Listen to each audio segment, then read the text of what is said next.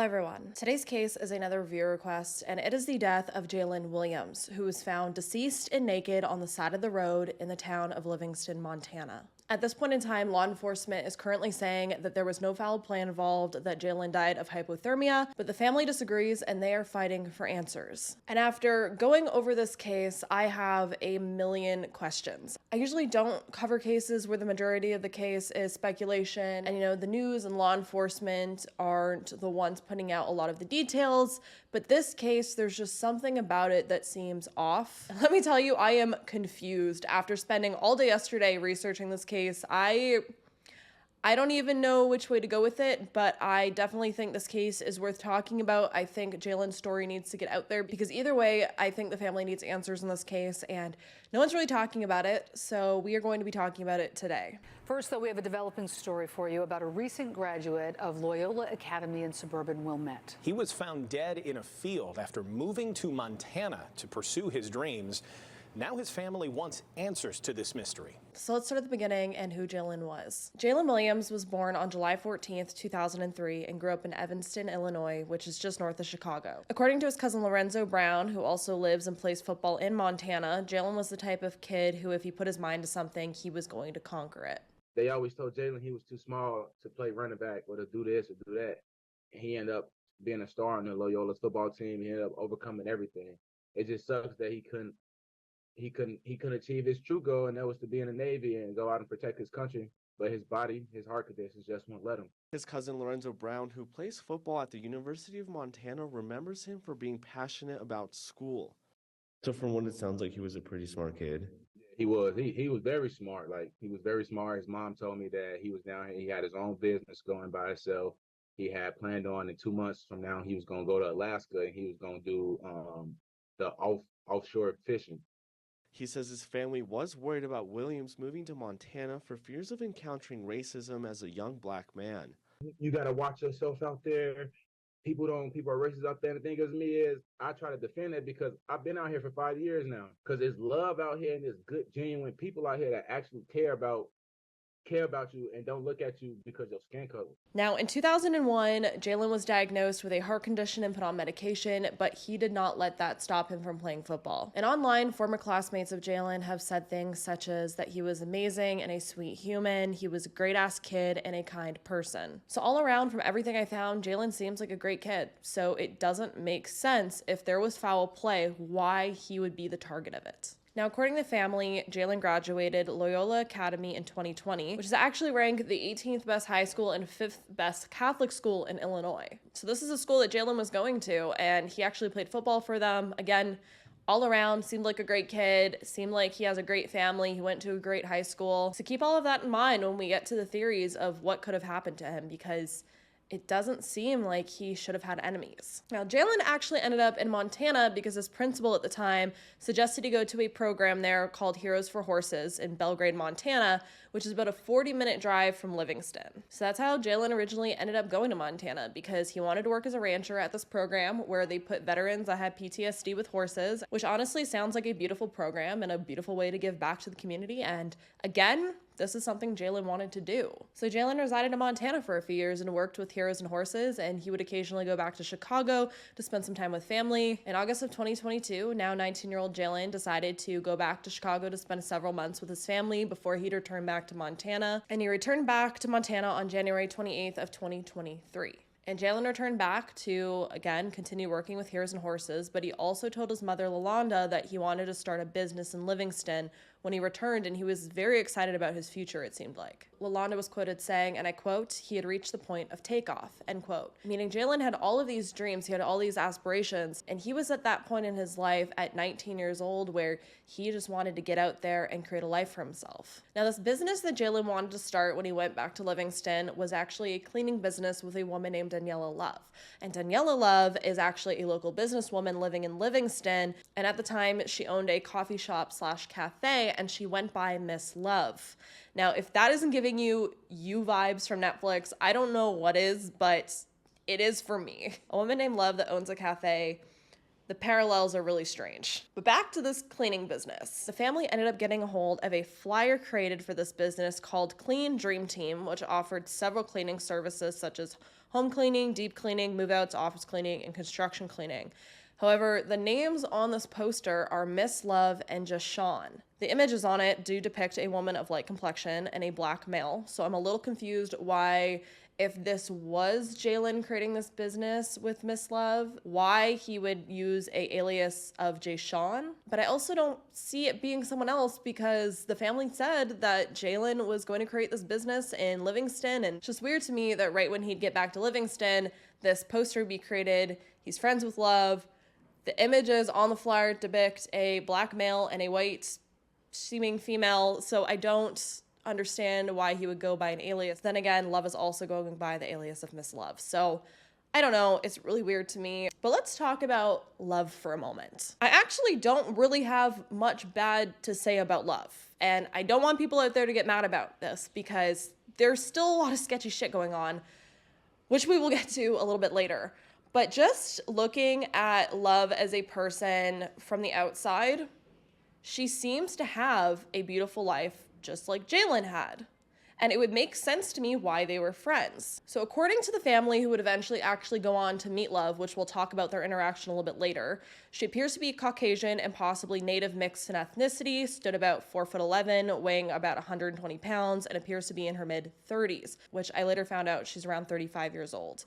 So that does check out. And I'm gonna continue calling her Love instead of Daniela because that's what she seems to go by and refer to in this case. So we're going by Love here. But I ended up doing some digging into Love and I found a few things. It seems that Love originally is from Austin, Texas, and she eventually moved to Livingston where she'd go on to have 2 children. And she originally worked in Livingston as a caretaker for seniors before moving on to her coffee shop called Park Street Cafe. And she opened that on December 13th of 2021. And this little cafe seemed to be doing amazing. They had great reviews. They made their own bagels in-house that everyone seemed to really love. They had amazing looking coffee drinks, and she even hosted reading events for children. Everything seemed to be going amazing, but for one reason or another, however, Park Street Cafe ended up permanently closing down on January 30th of 2023, just 2 days after Jalen arrived back in Livingston. And it seemed to shut down very suddenly out of nowhere. People seemed to be kind of confused about it, but it was concluded that they were moving locations. According to one of the final posts on the Facebook page for the cafe, it said, and I quote, "It's a bit challenging not to say much, but Miss Love is sending her deepest apologies about the very last minute announcement of the huge change. Please stay tuned." End quote. But as I'm recording this video, it's April now, and there's still no announcements of a new location opening up. I did, however, eventually find this post on Love's Facebook account that explained that she was closing the cafe down because she was working 12-hour days and wasn't able to spend any time with her kids and that she couldn't find any workers, so she eventually had to close down. And then I found this comment on Google Reviews that tells a whole other story. Even just with this in this case, there are 3 different stories of what is happening. Now, some more things I found out about Love from her social media pages is that she seems to be a big advocate for youth-focused community projects, as well as a huge advocate for the missing and murdered Indigenous movement, which are both great causes. And Jalen himself seemed to want to help veterans. That is also a great cause. So I could see, despite their age gap, how they would have become friends, especially in this small town, if they both were very passionate about social issues. What I can't find a lot about is their interpersonal relationship at all. I couldn't find anything about their friendship in general, really. All I know is that they did know each other and they were at least friends. Because if we jump back to the timeline, the day Jalen arrives back in Livingston on January 28th, the Park Street Cafe's Facebook posts a photo of Jalen attending one of the children's reading events. And the caption of this photo explained that it was going to be the last reading event being held at that location. So I want to assume this photo is actually an old photo since the caption was telling people to stop by for this reading session that was only like a 1-hour reading session. So it wouldn't have posted it when the reading session was happening, if you get what I mean. But that does place Jalen at Love's coffee shop at one point in time. Now, February 2nd, Love would end up posting about her cleaning business with Miss Love and Jay Sean on her Facebook, telling people to call the number listed and asking for either Miss Love or Jay Sean. So why does this matter? Why does Love even matter in this story? Well, according to the alleged reports, which Keep in mind, I have no access to, I have not seen. This is all coming from the family, and I do want to believe that the family wouldn't lie about any of this. I want to think that they have the best intentions in this. So I'm putting my trust in the family and what they've seen and what they know, because the family actually has an entire website dedicated to evidence they've collected, autopsy photos and stuff we'll talk about in a bit. And I'll have that link down below because I do believe that you should all go and look at that. But again, keep in mind that this information is alleged from the family. So according to these alleged reports, Love was the last person to see Jalen alive. And I'm pretty sure she has admitted herself to being the last one seeing Jalen, which is very important. On top of that, the family believes that Love and Jalen were in a sexual relationship and that he was actually living with her when he was staying in Livingston. Now, keep in mind, I haven't seen anything to physically support their relationship being a sexual one. I didn't see Love post any photos of them actually together or post about Jalen at all. And I also can't find Jalen's social media, so I don't know if he's posted about her. But if you do have any of that information, please comment down below, and I'm very interested in it. But clearly the family has reason to think that there was a relationship that was of sexual nature between Love and Jalen. Maybe he ended up talking to them about her when he was back in Chicago. Clearly there's something that the family believes that there was a relationship between them. And on top of that, I think it's going to be pretty obvious that Jalen was, at the time of his disappearance and death, staying with Love. And I feel like that'd be very easy to prove, because where else was he staying or living when he was in Livingston if it wasn't with Love? I didn't see anything mentioned about another address for him. So that all is very confusing to me. As I stated when I started this video, there's a lot of things that are confusing in this case. Now, I say all that, but Love, however, has went on to tell local papers that her and Jalen were not roommates and that they had no relationship at all, specifically saying that they were not romantically involved. Love did say, however, that she was just a friend of Jalen's and she was trying to be supportive of his goals. She was quoted saying, and I quote, "He was going to be a great community asset, just as all the people we have lost in the last few years," unquote. The last part of that statement, I don't know what that means. All the people that they've lost in the last few years that were great community assets. I don't know if she's meaning people that have moved out of Livingston because it's a small town, people want to move to the big city, or what she's talking about in that, but it sounded ominous when I read it, and I'm not sure either way. However, Love's business was closing down and she needed to make money in the meantime, so this attempt to start this cleaning business to get some extra cash to hold her over does make sense to me. And the fact that maybe she was starting it with Jalen because he also was interested in maybe making some more money on the side, and I don't know, they wanted to collaborate on this. It does make sense to me, this cleaning business. It does seem as well that Love was having some other issues in her life, because on February 1st, she posted on Facebook looking for safe and affordable housing.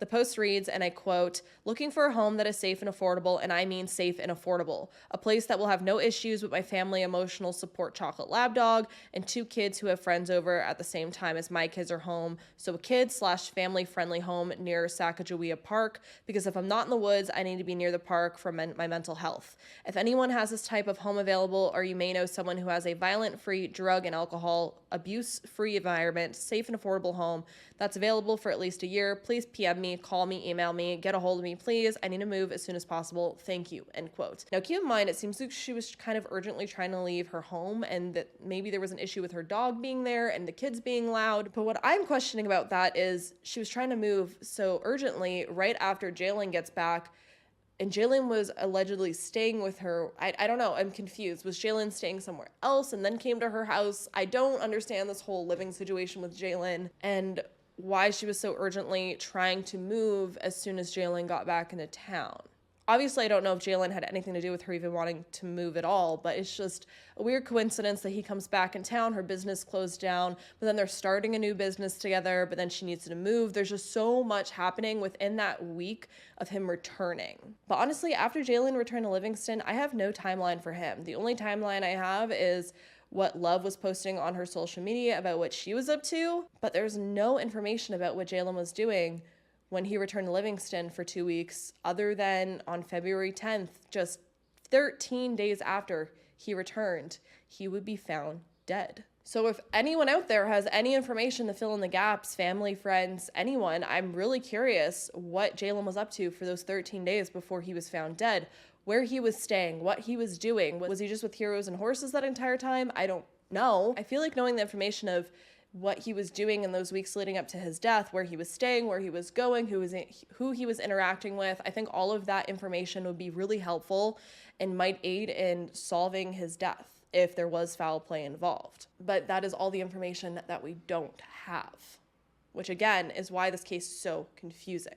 What we do have, though, is some information that law enforcement put out that's from alleged witnesses, which tries to explain what was going on with Jalen in the hours before his death, which this information has been called into question by the family. So keep that in mind. So this information was from a press release from the Livingston Police Department, and it is according to witnesses that have not been named in this document. From what I've seen, the police have never said who this alleged witness is, although the family believes it to be Love. So keep that in mind. So according to this witness who has not been named, Jalen had not slept for 48 hours before his death and claimed he was exhibiting abnormal behavior in the hours before. It's also noted that people close to Jalen confirmed he had a history of insomnia.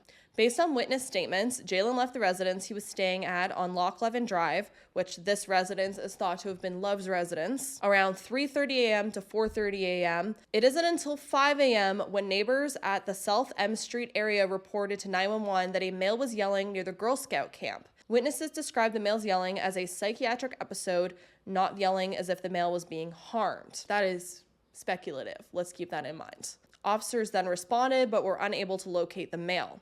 Half an hour later, at 5:29 a.m., a truck driver reported seeing a naked male running along U.S. Highway 89 South. The male emerged from the dog park just past Veterans Bridge and was last seen running eastbound on the shoulder of the westbound lane. It said that due to the low temperatures, the first truck driver was concerned for the male's well-being and called a fellow truck driver who passed through the area minutes later. The second driver did not witness the naked male, and so the second truck driver did not call 911 until he saw a news article. Some residents over in the area of M Street by the Girl Scout property that heard some yelling in the early morning hours, and that was about 5 a.m. And at about 5:30, we had a FedEx driver who was out on US 89 by the Veterans Bridge who encountered Mr. Williams. And at that point, that's the last known sighting of him alive. So that is according to the police on their 911 calls and alleged witnesses. Around 9 to 10 a.m., 19-year-old Jalen Williams would end up being found dead not far from where that truck driver last reported seeing the naked male. His body was pretty much just on the other side of the bridge, not too far away from that bridge he was allegedly spotted on by this truck driver. A local journalist would end up taking a photo of Jalen covered by a sheet off the road near Livingston Healthcare Center, which is about 3.5 miles from where he was last seen alive, allegedly, by this witness when they said he left the home acting strangely after not sleeping for 48 hours. The official presser then goes on to state that Jalen's body presented with a number of superficial scratches and scrapes consistent with a nude person walking or running through a wooded area. The superficial injuries observed were not consistent with an assault, nor were the injuries defensive in nature. Now keep in mind, this press release actually wasn't posted until February 27th, which was 17 days after Jalen's body was found. And the family questions a lot that was included in this press release, which we will get to in a little bit, but keep that in mind. It seems the police only posted this 17 days later because people were getting riled up, they were getting upset. They posted this, and I feel like they posted it to maybe try to calm people down because everyone was outraged that Jalen was found naked on the side of the road, covered in wounds, which we will talk about in a moment. And it seemed like the police were doing nothing about it. They were just ruling it out as an accident, essentially. On top of that, according to the articles that I read, the family only found out about Jalen's death when his former principal reached out to his mother, revealing the devastating news that her son had been found dead in a field not far from his girlfriend's house. And they specifically used the word girlfriend, which we hear over and over again in this. I keep hearing girlfriend, that he was living there, blah, blah, blah. But keep in mind, Love says they were not dating, they were not in a relationship, and he was not her roommate. So we got two completely different stories. So Jalen's mother, Yolanda, and his uncle Terrence ended up rushing to Livingston from Chicago. They ended up meeting with the coroner, but they say that they never spoke with detectives. It was exciting to see this last 4 months of his life. He was becoming an entrepreneur. February 10th, Jalen's mom says she got a call from his former principal delivering devastating news. Jalen had been found dead in the small town of Livingston, not far from his girlfriend's house. She immediately went there with Jalen's uncle, meeting with the coroner, they say, but never talking to any detectives. He told me that Jalen died of hypothermia, that he was frostbitten. Face down with without any clothes on, naked, young man, like in an open field in Montana. There's a lot of facts that they still haven't even given me. Jalen's mom says he'd been diagnosed with a heart condition in 2021, but his family and friends believe something traumatic happened to him. Every scratch, every bruise tells that. I lost something I'm never going to get back. NBC5 reached out to the coroner and police chief of Livingston multiple times, but didn't hear back. Now, clearly, if that was everything, I wouldn't be filming this video. I wouldn't be talking about Jalen's story. If he simply had some kind of psychotic episode, ran from his house, and died of hypothermia, because keep in mind, I didn't mention it yet, but it was only 10 degrees Fahrenheit outside. It was freezing that night. So he would have died of hypothermia if he was out there naked. But I am sitting here talking to you all about Jalen's story because I personally do feel that there is a lot strange in this case that does not make sense. There are a lot of conflicting stories, a lot of conflicting details, and a lot of vague details, which makes me even more concerned, honestly. And one thing I did find extremely interesting, and I spent a lot of time sitting down and looking at, was the fact that Jalen's body was covered from literally head to toe in wounds and scratches and cuts. And the uncle actually ended up documenting these images when he went and looked at Jalen's body. He took video and footage of Jalen's body personally himself because he felt something was wrong and he didn't feel like he could trust the coroner or the police. So he personally took these images, and they do have these images of Jalen's body and his autopsy on their website for people to view. Now, I'm going to try to show you all some of these images because I do feel like they're extremely important to this case. I don't know if YouTube's going to like this. I honestly don't think these images are that graphic, considering the circumstances. But if you are sensitive to things like that, maybe skip over this, although I do feel like it's very important to see Jalen's body and the state of Jalen's body because I think it's questionable. I really do. But again, skip this part if you don't feel comfortable seeing this stuff. So the first big issue that the family has with the theory that he ran 3.5 miles naked across town in freezing temperatures is that the bottom of Jalen's feet are virtually spotless, as you can see here in this photo. Now, his feet do look clean, which I question that the coroner probably washed his body possibly before these photos were taken. Maybe they were just that clean because he didn't run outside barefoot for very long. Either way, as you can see, the bottoms of Jalen's feet are, again, virtually spotless from wounds compared to how you will see the rest of his body is. However, he does have a very deep gash in the front of his big toe on both sides. So both big toes have these huge gashes in them, and the tops of his big toes do as well. What that could mean, I don't know. It makes me think of different scenarios. Seeing wounds like that make me consider how you would get them. Maybe if you were running barefoot, I mean, you do use your big toe for leverage to run. So it could be something like that, or it makes me question if maybe someone was holding him up by both arms and carrying him and his toes were dragging on the ground. It's weird. It makes me question. Again, I'm not an expert in any of this. I just start thinking of different scenarios of how you would injure your toes in that way, but the bottoms of your feet would be fine. Jalen also has extensive cuts and scratches to his chest as well as his face, including a redness along the one side of his face, as you can see here. I don't know what any of that would be from. The scratches on his body, I'm going to say now, do seem like scratches you may get from running through the woods and branches and stuff scratching you. But what really started making me question other theories is because the backs of Jalen's arms are heavily scratched, along with his back and his buttocks. Why would his back and buttocks be so scratched up if he was running forward through the woods? And they're scratched and cut up way worse than his chest and his face are, it seems like. Now, maybe I can understand the backs of his arms being scratched if he was running like this, you know, using your forearms to block branches. But why would his back be scratched unless he possibly like rolled down a embankment naked, and that would scratch you up probably pretty bad? But then what completely throws law enforcement's theory that his body was scratched up from running through the woods out the window for me is the fact that when did Jalen have the opportunity to run through such a densely wooded area that his body would present like that? Let's look at the map for a moment. If Jalen left the witness's home on Loch Levin Drive at 3 or 4 in the morning, somewhere around that time, if you follow the path of these alleged 911 calls and witness sightings of a man running through town screaming and naked, where did Jalen run through the woods? It's not like he left a cabin in the middle of the woods and ran through it into town. If you look at Loch Levin Drive, it's a street with houses. It's not the woods.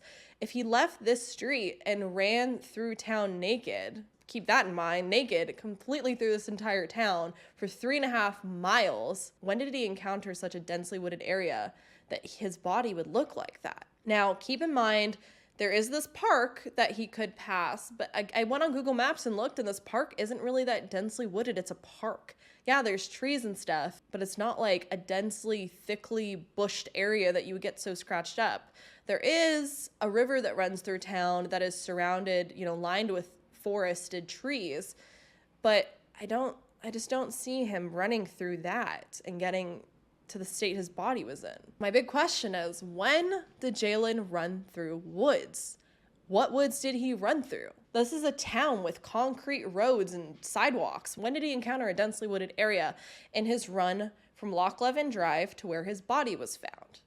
I can't figure it out. Now, according to Google Maps, it's only an hour walk across town from point A to point B where Jalen was said to have been seen to have gone. So if the witness statements are true, that means that Jalen would have had to have left Loch Levin Drive at 4:30 a.m. for that truck driver to have seen him around 5:30 a.m. If he had left at 3:30 a.m., there's a whole hour of lost time of where Jalen could have been. And it's all so confusing. On top of that, if police were searching for a man yelling in one part of town and then running around naked in another, why didn't they find this man?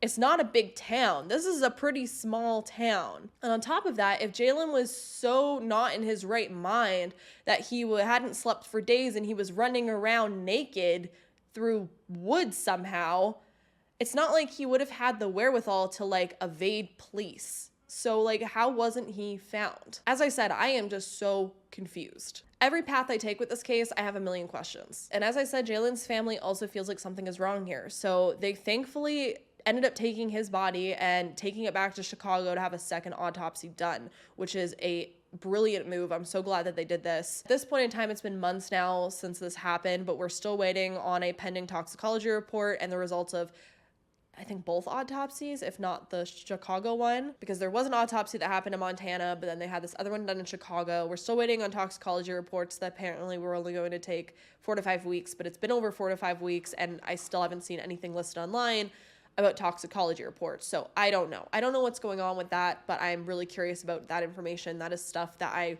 really, really, really would love to see. On top of all of that, the family has also contacted the FBI, but I haven't seen if anything has come with that. So as I've said, the family has also decided to do their own investigating and their own digging since they feel like police aren't doing a good enough job, and police have just basically said that this was an accident, he died of hypothermia being outside naked. And one of the big contradictions that the family has is with Love's timeline and the story that Love has given. Because again, as I've said, they have stated that this witness that the police have claimed in their press release is Love. And Love has seemed to have given the family a different story. While in Livingston, Lilanda and Terrence ended up going to speak with Love at her home about Jalen and collect his belongings. While they were there, they ended up recording their conversation with her, and they also have it posted on their website. Now, I'm not sure if this recording of Love was done legally, because I looked it up, and in Montana, you can't record someone without their own knowledge, but then I've also seen them state on the website that they were recording, and they kind of made it sound like she knew they were recording, but then these recordings seem to kind of be hidden because you can't really see anything on the camera. It's like the camera's facing it down or in someone's pocket or something, so it's all just audio, and so I am a little confused by these recordings. I'm going to say it here. I love that the family's doing their own digging, but from an investigatory standpoint and from a journalism standpoint of me telling you all about this case, it's a little sketchy for me because, again, I don't like using information that's alleged. I'm going to say it a million times here. I don't think the family has any ill intentions. I don't think they're doing anything bad. I just don't know how legal these recordings were done. And again, you can't see Love in them, so it's just suggested that it's Love, and it's just, I don't know. I'm still including them in here because I do find them very interesting, but I want to just press that keep it with a grain of salt, that these recordings, the family recorded them themselves. They're pointing out pieces in these recordings of things they feel are fishy. But again, I do find these recordings very interesting. Another little issue I have with these recordings, that they're only small snippets of what seems to be a larger recording. And so there's a lot of things that are left out of context in these clips that I got confused by listening to them, and I have a lot of questions about them. So if anyone out there can clarify these clips, or if the family has like a long, like the full clip of the full conversation, that is something that I would love to hear and see. So the one thing I did find interesting about one of these clips is with Jalen's family, and they're speaking to Love about Jalen's clothing being at her home. The person that they say is Love in these recordings states that she didn't realize he had so many clothes there because he had only came with 2 duffel bags. On top of that, the outfit he was allegedly last seen wearing was said to have been found in a washing machine in the home, but law enforcement did not find these clothes when they went to Love's home to retrieve Jalen's property. Again, alleged. But if this is true and all of the stuff at Jalen's was there, why is Love then saying in news articles that they were not roommates? Why is she stating in these clips to the family that Jalen had arrived to her home with 2 duffel bags, and she didn't realize he had so many clothes at her house and so many belongings there? The police allegedly came there to pick up his belongings. Why were his belongings there if he wasn't living there or staying there when he was in Livingston? I don't understand. If he had another residence in Livingston, why wouldn't he take his stuff there and then just go to her house to visit? It doesn't make sense. Like, I can understand that maybe they weren't in a relationship. Maybe he was just staying over there for a place to stay, and just they were like roommates, and there was like no sexual relationship whatsoever. But then why are you lying in newspapers saying that you weren't roommates, but his stuff was there? I don't get it. And she's also posted a photo of him being at her cafe. So it's not like they didn't know each other. She hasn't denied that they were friends. So why deny that he was staying at your house, but then his stuff's there? So confused. So the next thing the family points out in these recordings is Love talks about this man named Jason, and the family has pointed this man out and done some digging, and they note him as Jason Ramirez. Now, strangely enough, Love's coffee shop was actually registered under a Daniela Virginia Love, which when searched on sites such as True People Search, comes up with some interesting information if it is true. Again, these sites sometimes can be kind of sketchy, but if you look at the suggested associated names, which the family has also pointed out, but there's also Danielle Virginia Ramirez as well as Daniela V. Ramirez. So why are there so many aliases and different names? I've also not found anything on this Jason guy. I tried to do digging. I couldn't figure out who Jason Ramirez is, what his association with Love is, what their relationship is. But it is strange, if this man's name is Jason Ramirez, that Daniela Love has also been associated with a Daniela Ramirez. So is there some kind of relationship between them? I don't know. I'm not one to say because, again, I couldn't find any information on that. So take that with a grain of salt. But it is interesting, and the family seems to think that there's something there and that there's something wrong with that. So I don't really know why he's important to the story, but the family seems to feel like he is, and they feel like Love is lying. Because during their time speaking with Love in these recordings, she admits that Jason has been to her home before, as well as Jalen. But in this recording, they're speaking about something called sweat. I don't know what sweat is. When I tried to Google, all I came up with was sweat lodges. I don't know if that's what they're talking about, but again, this is one of my issues with these clips, that there's missing context. I don't know why they're talking about sweat. What is sweat? Like, it's just a clip of a conversation. But in this clip, Love states, and I quote, "If Jason or Jalen were to do me harm, the creator wouldn't allow that. Like I have above the door, we have these symbols." Then there's some wrestling, so I couldn't understand. And she continues to say, "Truth and family and the universal law of love," unquote. So again, I don't know what they're talking about in this clip about sweat and, if Jason or Jalen were to do her harm. Like, I don't know why that conversation even got brought up. So I'm confused by that. Again, if anyone out there has context to that, please let me know, because I'm confused. After that, however, Love is asked what Jason thinks, and this is what Love ends up saying. What does Jason think? I actually don't. Jason and I don't talk. Jason, he came here and he's like being more comfortable, when Jason lived here, Jason was like, I'm gonna help you do this and I'm gonna help you do that. But Jason's not like he just got a daughter full time, or he's going through some things. And so He didn't have like, time to deal. He didn't have the time to do it, but then he told me he did, and so I got irritated with him. And then I was just like, and then he came at me being like, well, you're not being honest with yourself about these things, and I don't want to sweat with you. And I was just like, I ain't gonna fucking kid fight with you about shit right now, because you're going through your stuff and you're projecting that on me, and we're just not gonna deal with it. So I just didn't talk to Jason anymore. And Jason talks to me, just like, you can talk to Luke.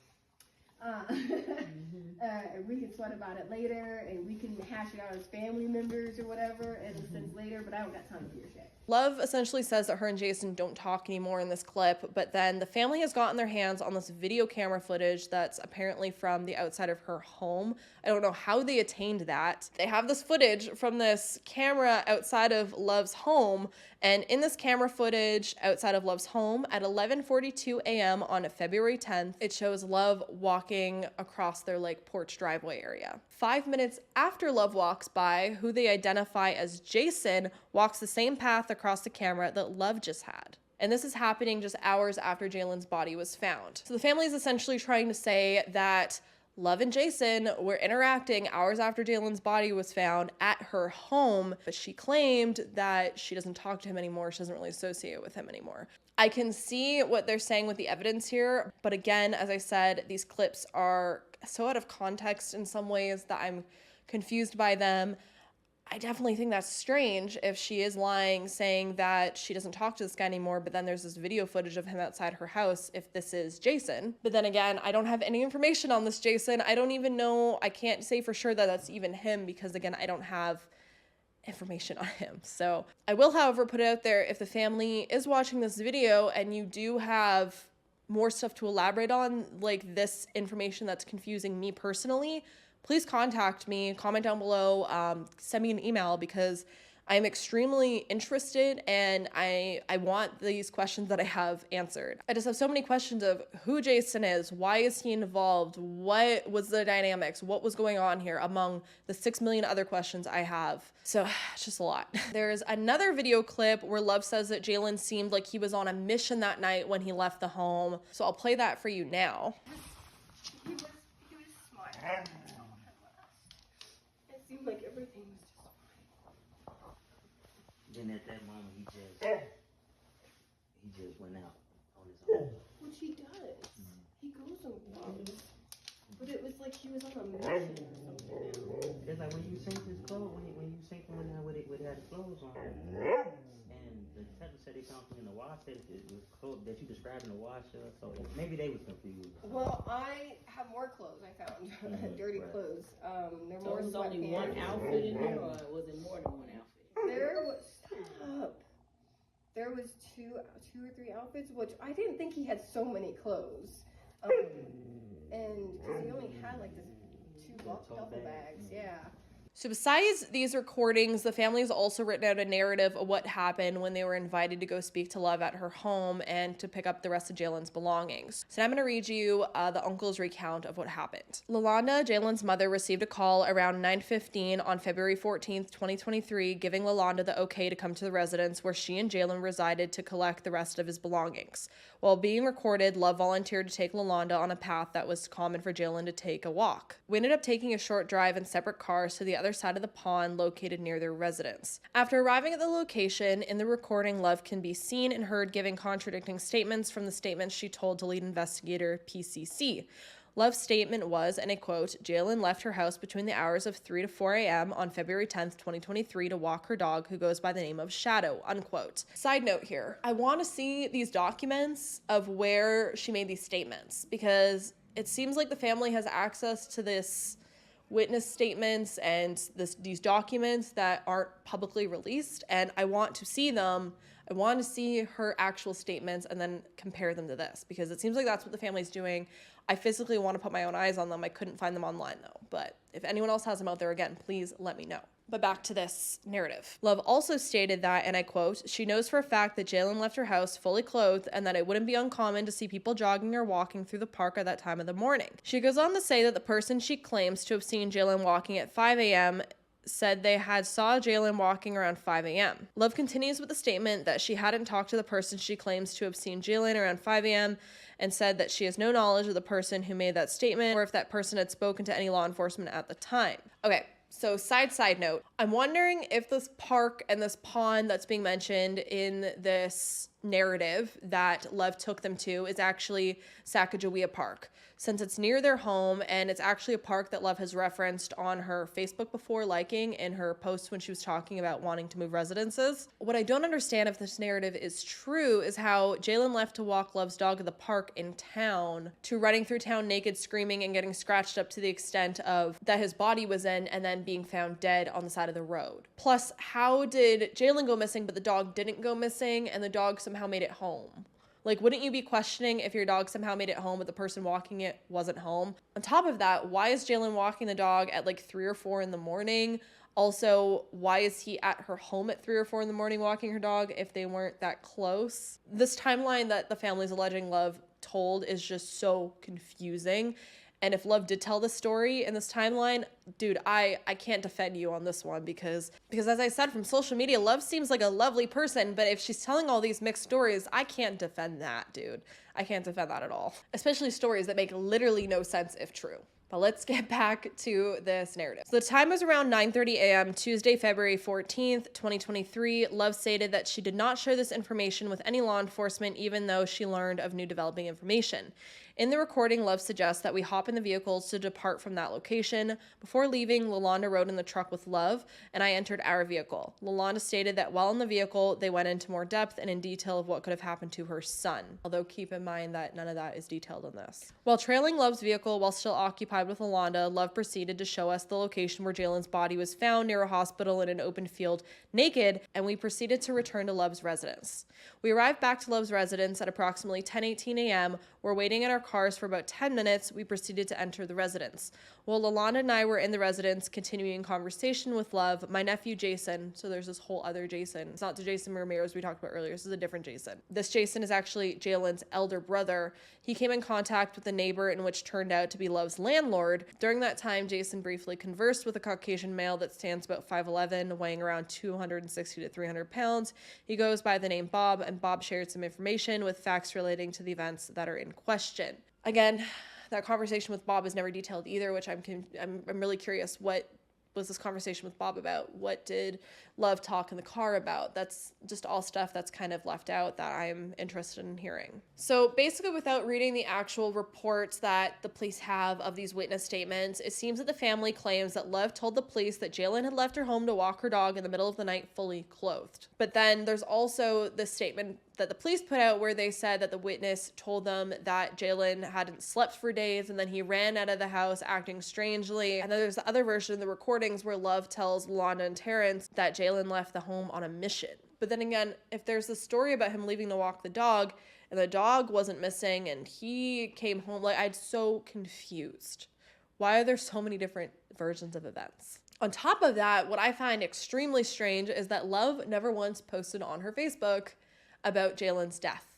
You think if they were such good friends that his stuff was at her home, that she would have at least posted something about his death, condolences or whatever, but there's literally nothing that I could find at least. Since all of that happened, a protest was held in Chicago where black and blue balloons were released. Jalen's funeral was also held in Chicago. And then on March 13th, a demonstration was held in Livingston for Jalen. So people are upset about this, but nothing seems to be happening. And honestly, at this point in time, this is all I could really find on this case. A lot of it is really confusing. The majority of it's very confusing. So now I want to talk about some theories and some things that resonated with me and reinstate some things that didn't make sense. Honestly, I think there is so much that contradicts in this case. There's so much missing information in this case, and there's just so many things that don't make sense from both sides. Personally, after going through this, I do feel like some sort of foul play was involved. But again, there are so many holes and there's so much lack of evidence at the moment that I can't see either way what happened to Jalen. What actually happened to him, we don't know. And again, what was he doing for those 2 weeks before his death when he was in Livingston?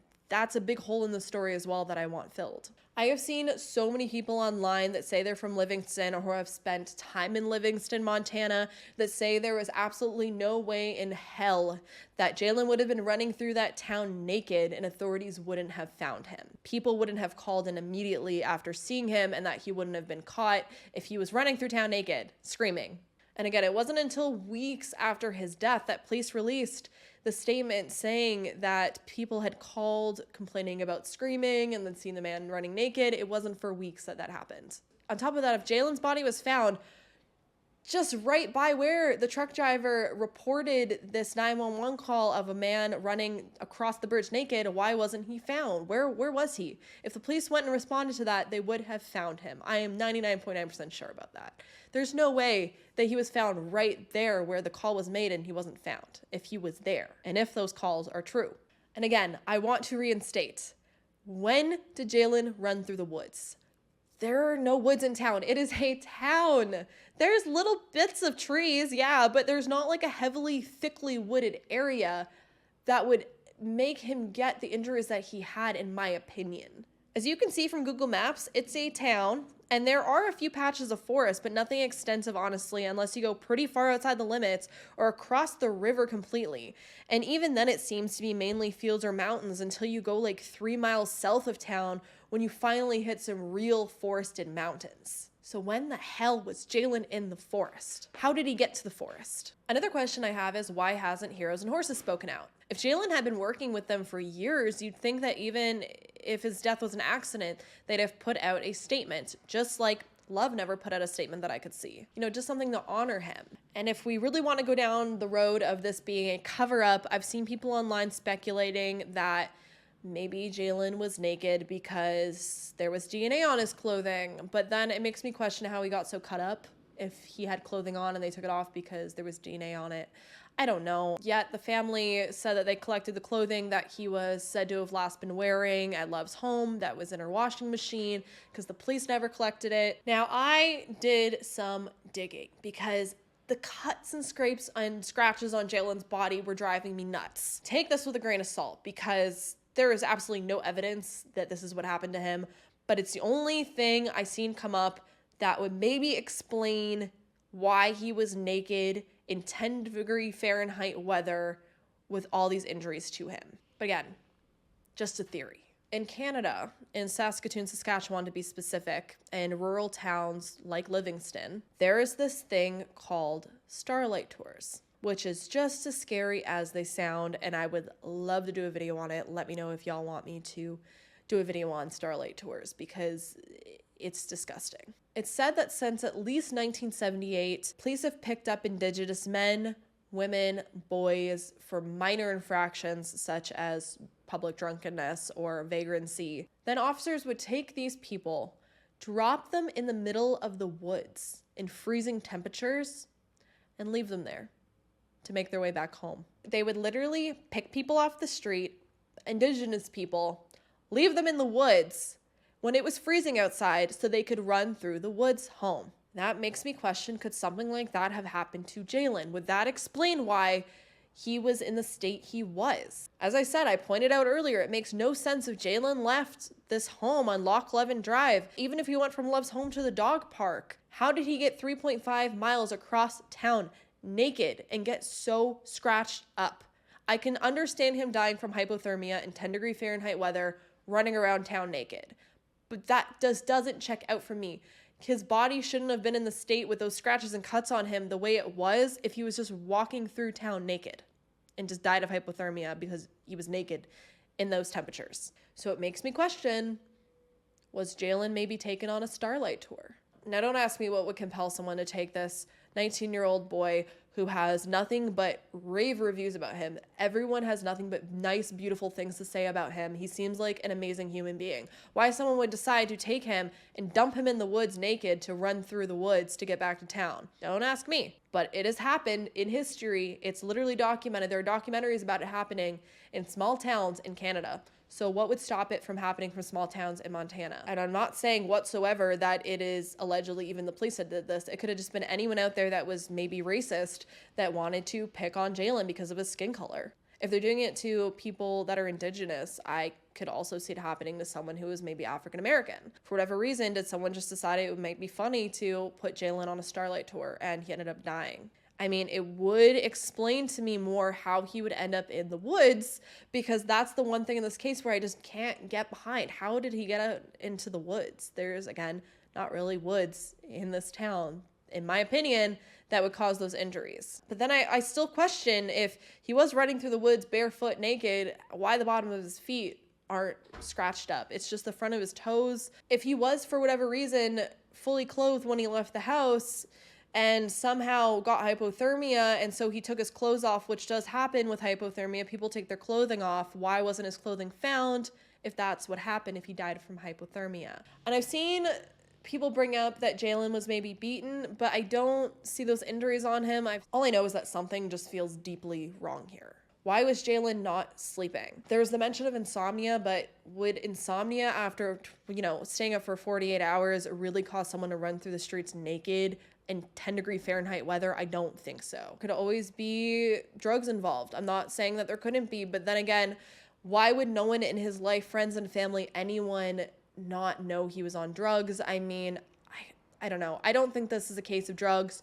Obviously, drugs can keep people up for long periods of time like that and cause psychosis and all of this other stuff. But it doesn't seem like Jalen had any mental health problems. He had a heart issue, but that seemed to be fine. I don't think a heart issue would cause someone to do this. No one in his family, friend life, no one, not even Love, who's giving all these contradictory statements, has said that Jalen was doing drugs and that's why he ran through the streets naked. Like, I don't think it's drugs, but I don't understand why he would be up for 48 hours then. If that statement about the 48 hours is true, what was he doing, again, in the weeks before his death? We don't know. If he wasn't in a relationship with Love and he wasn't living with Love, why was he at her house? Why was all his stuff there? Nothing makes sense. This might be one of the most confusing cases I've ever covered. I don't understand what would cause someone that was sane to run through the streets naked in that temperature.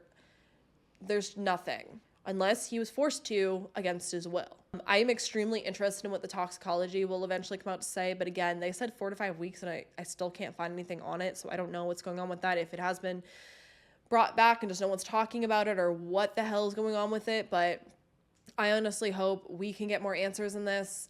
If I do get more answers, I will create more videos on this case and I will tell you all about them, because I am really interested in what happened to Jalen, and we all want the truth. I want the truth for his family. I want answers for his family. We want justice for Jalen. It has to be brought to justice, man. And that's all we fighting for right now. It's not just me, the family, it's the community. How would you want Jalen to be remembered? Man, that smile. First off, like his smile, man. Like, everybody said, like, when he smiled, he just light up the room. He has so much life, so many plans already that he's already put his steps up already. And if something bad did happen to him, there should be justice in that. But again, to this very day, police are saying there was no foul play involved and that it was basically an accident. He died of hypothermia, and that is that. But I personally don't believe that, considering all of this. And I think after you all hear this video, you're also going to agree. But I'm going to leave this case with you all now. What do you think happened? Do you have any more information that I couldn't find or I don't have that will answer more of my questions or shed some light on this case? Something just doesn't feel right here. But I think the best thing we can do is share Jalen's story. I'll have the family's website linked down below, as well as their GoFundMe if you want to donate to his family to help them find answers. And my heart goes out to his friends and family, and I really do hope that they can find justice. With that, if you are not subscribed, I definitely recommend you hitting that subscribe button. It allows me to continue to create videos like this. It allows me to tell stories like this that are smaller, that aren't getting as much recognition. And again, I definitely recommend you sharing Jalen's story, sharing the family's website. Do what you can to try to help share this story, because I think more people need to know about it, because no one's talking about it and it definitely needs to be talked about. Because again, something is weird here. Something is off. But I hope you all stay safe out there. Lock your windows and doors, and I hope to see you all in the next video. Bye.